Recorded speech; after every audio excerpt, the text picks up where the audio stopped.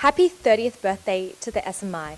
Now, the Swiss Market Index is the most important equity index in Switzerland, and to mark the occasion, the Swiss Finance Museum in Zurich is actually putting together a year-long exhibition. Now, joining me today is actually Andrea Weidemann, who's director of the museum. First of all, a lot of our viewers actually follow the SMI very closely. What are some quirky or surprising things that you have uncovered in the process of putting together this exhibition? Well, I think one of the most interesting facts that a lot of people are not going to know is that in 1988, when the SMI was first launched, or right before it was first launched, the traders on the Zurich Stock Exchange still had a regular hour-and-a-half lunch break, and they had to give that up in order for the SMI to have regular prices throughout the day. So no more lunch break for Zurich Stock Exchange traders with the introduction of the SMI in 1988. And I think another interesting fact that's not historical but actually current is that the two top components of the SMI, so the largest ones, Nestlé and Novartis, are actually within the top three of Europe.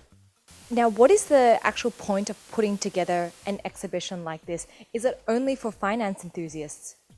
Absolutely not. I think it's actually more for everyone who's not a finance enthusiast, and the regular people, I would say you and me, but probably everyone else, students, retirees, anyone who sits in the car and listens to the news and hears the SMI is up by that many points, knows the SMI, he's in daily contact with them, but the people usually do not understand what is actually an equity index. So in this exhibition, we're trying to give the history of the SMI, but obviously also dive a little bit into the history of equity indexes as such. So we start, with the Dow Jones Transportation Average, which was launched in 1884, and try to explain what's happened in Europe, what's happened in the world, how did indexes develop.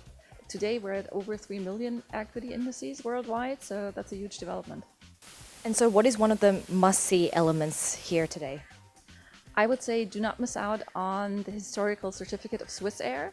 They went bankrupt in 2001, and that's one of the largest negative, so to speak, histories of a company in Switzerland. It's moved the whole country. We show the certificate back from the original company and also tell the story.